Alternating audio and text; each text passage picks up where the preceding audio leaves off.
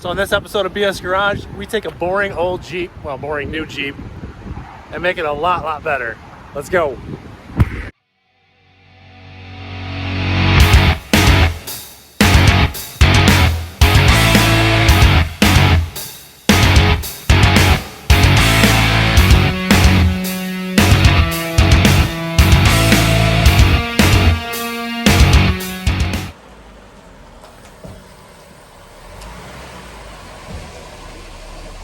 So in order to give it that bigger stance that you just saw, we're going to be installing this Rough Country 2.5-inch lift and I believe a leveling spacer kit for the rear.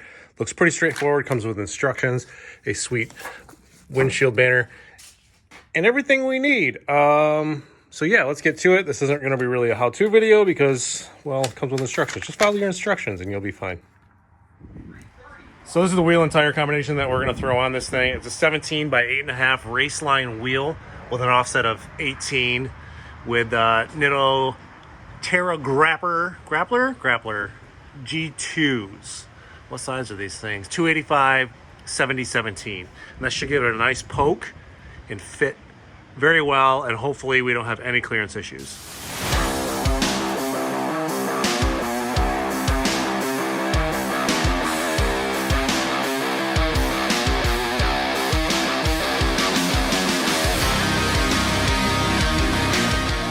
So obviously first we got it up on jack stands, removed both the skid plates underneath there in order to get access to the cross member to jack it up at a jack point, and then got some supporting jacks underneath it.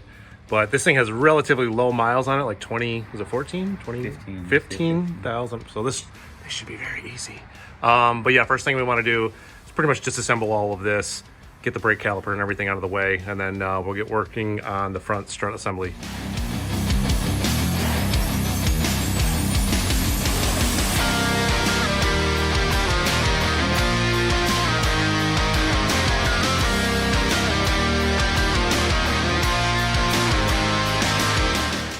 So now you can see we got everything out of the way on both sides. Next thing we got to do is take the whole strut assembly out. It's just a bolt on the bottom, and then these three nuts on the top, and it should slide out. I think I got to take the axle shaft actually out, the CV shaft, whatever you want to call that, and then we'll get that out of the way, and then we'll prepare it for the lift itself.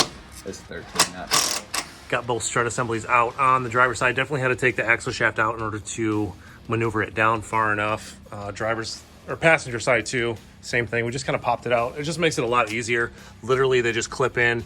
If you can get like a pry bar behind that and carefully just pop it out a little bit, you'll be in a much safer place.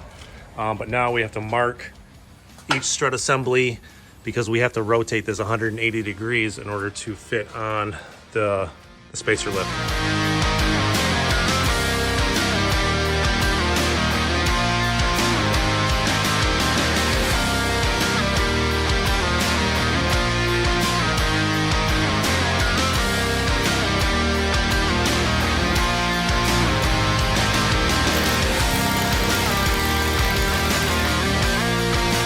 That was definitely super sketch. In order to get enough spring compression with my spring compressors, I had to take my safety pins out in order to collapse this enough because I can't get enough on the top side, I can't get enough on the bottom side. And then you want to make sure there's enough room because these are like kind of oblong. There's a flat side.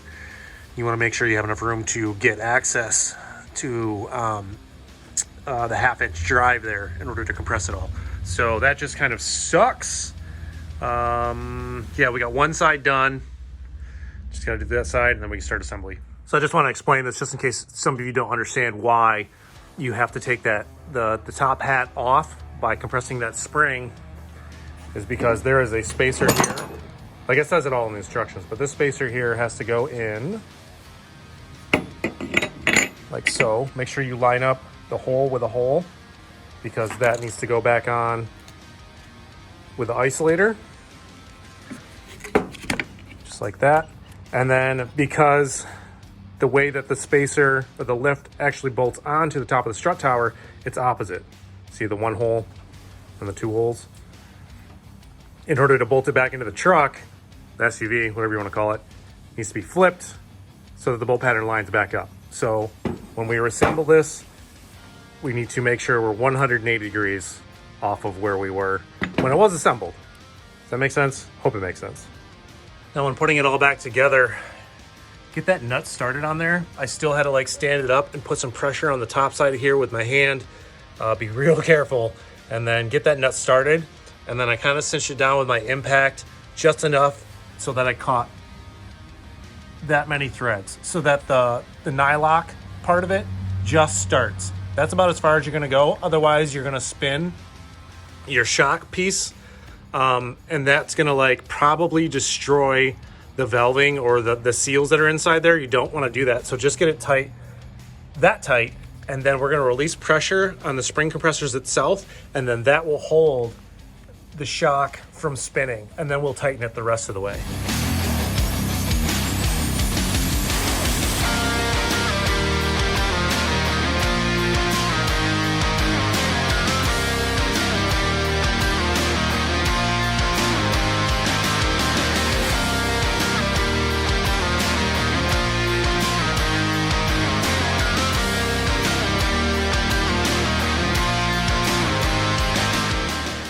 Front is back on the ground. Everything's been buttoned up. Wheels and tires on.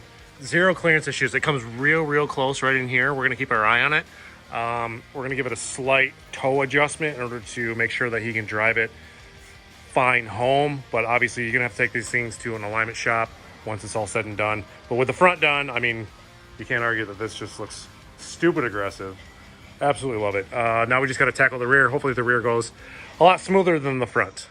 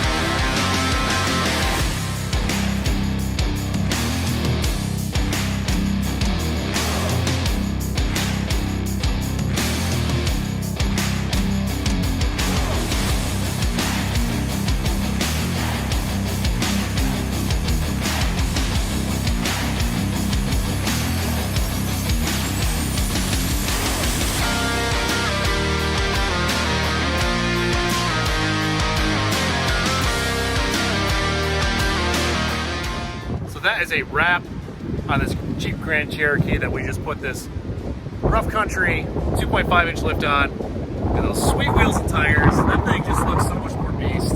Absolutely love it. A few things to look out for. Sway bars, I definitely left those all disconnected until putting it all back on. They just kind of don't list that in the instructions. Other than that, it was very straightforward, very easy to do. Knocked it out in a few hours, and we couldn't be happier. If you like this, please hit the subscribe button, drop me a like. We got more coming up. Thanks for watching, guys.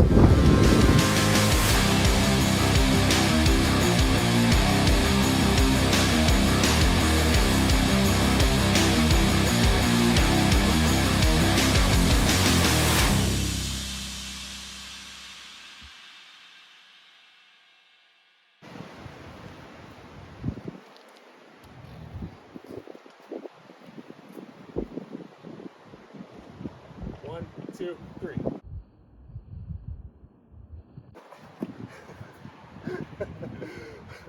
Okay, 1, 2, 3. Yeah.